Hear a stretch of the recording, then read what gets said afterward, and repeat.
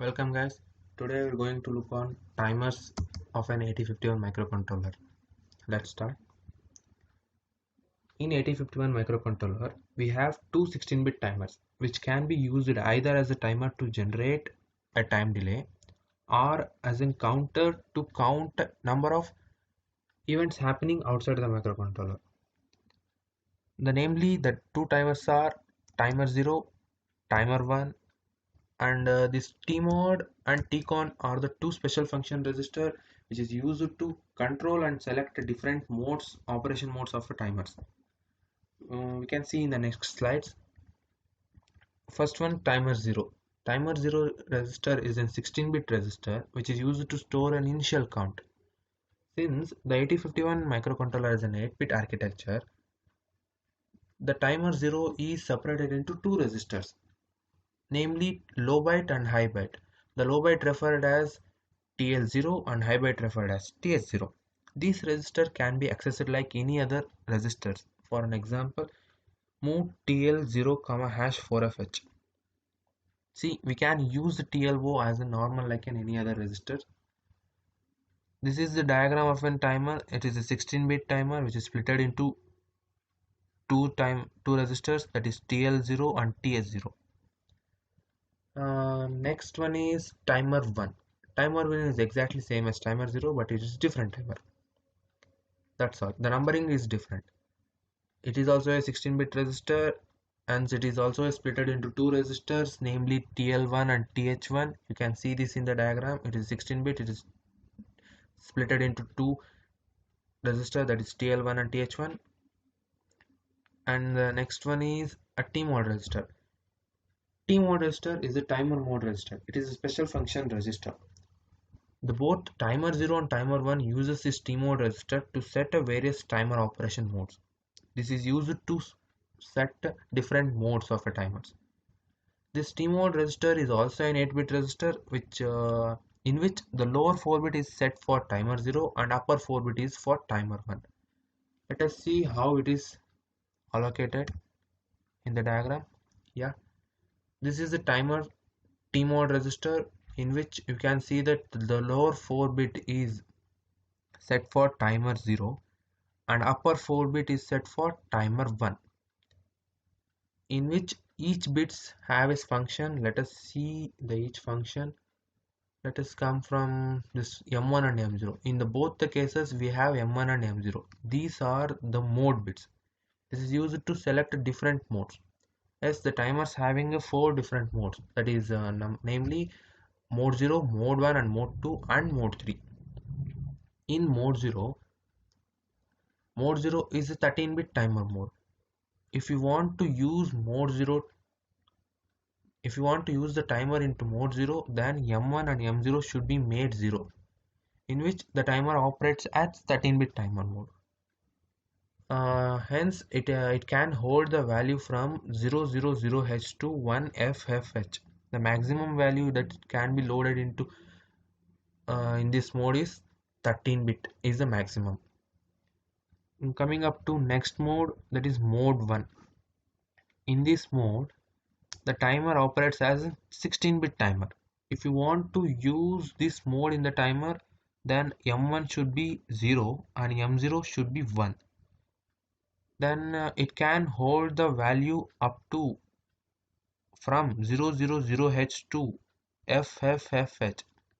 The maximum value it can hold is FFFH, that is a 16-bit. Then coming up to the next mode, this is a mode 2. It is an 8-bit auto reload mode. If you want to use this mode in the timer, then M1 should be made 1 and M0 should be 0. What do you mean by auto reload? Let me take an example and explain to you. See, I am using a timer 1, so I have to load an initial value in the timer 1. I have loaded the initial value in the timer 1 and I started the timer 1. When I start the timer 1, the timer starts counting up. Whenever it reaches the maximum value, that initial value I loaded into it. After the maximum value, it rolls over to the 0. Whenever it rolls over to 0, the timer will be off. Then I want to use the timer again. But if if you want to use the timer again, I have to write an instruction to load the initial values again. But in this mode, we don't need to write another instruction to reload it. It is an auto reload mode. It reloads itself. This is a specialty of the mode 2. And it has a disadvantage also, but it only limited to only 8-bit. It can hold the value from 00H to FFH. That's all. Then coming up to the next mode, this is the mode 3. If you want to use this mode 3, then M1 should be made 1 and M0 should be 1. This is a split timer mode. Basically, split timer modes means the timer is a 16-bit register. So in this mode, we can use the 16-bit timer into two 8-bit timers. That is, this mode can do that. Then these are the 4 modes in timers. Let's go to the next slide. As I said, these are the M1 and M0 are the mode bits. Then C bar T. This is a counter bar timer bit. This is used to set the counter or a timer. If the C bar T is 0, then it is used as a timer, and if C bar T is 1, it is used as a counter. Let us go to next bit, gate bit. You see, this is the last bit, gate bit. What does that do? Let me see. In 8051, the timers can be started or stopped by both software and hardware methods. To control the timers by software method, the gate bit has to be low. That is, gate should be 0. Then we will write to start a timer. We will write an instruction. Set bit instruction is used to start, and to stop, clear instruction is used. Example, let us see. Set bit TR1. This instruction will start the timer 1. TR1 means timer run 1. It will start the timer 1. The next one is clear TR1. This clear TR1 means it will stop the timer 1. That's all. If you want to control the timers by hardware method, then this gate bit should made high. That is, gate should be 1. That's all the gate bit 2. Then coming up to the next one. Okay, see, now I have a problem. I am writing a program. I want to use a timer 1 in mode 2. What should I load the tmod register? Simple, let's see. I'm using timer 1. Below the timer 1, these are the mode bits, M1 and M0. I want to use in mode 2. Mode 2 means M1 should be 1. That's why I made 1. And M0 should be 0. That's why I made 0. This C bar T, I'm using timer, so this is also 0. I'm using software method to control, so the gate is also 0. In timer 0, I am not using timer 0. That's why I have made all bits is 0 under the timer 0. Then this equivalent is equals to 0 0 1 0 0 0 0 0. That is equivalent to 20 in hexadecimal. I will write the instruction move tmod comma hash 20h. Then the microcontroller see this instruction and it will configure the timer into mode 2. It will configure the timer 1 into mode 2. Then I will write whatever I want in the program. That's all. Next one is timer clock source. See, there is an external crystal attached to the 8051. That is the source of the timer. That is the source of the clock for the timer.